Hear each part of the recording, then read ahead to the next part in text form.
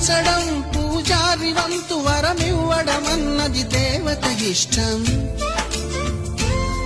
ప్రేమించడం ప్రేమికుడి వంతు కరుణించడమన్నది ప్రేయసి ఇష్టం.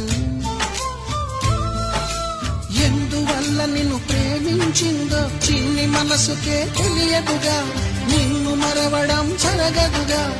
ఎందువల్ల నువ్వు కాదన్నావో ఎదురు ప్రశ్నలే వేయనుగా, ఎదురు చూపులే ఆపనుగా.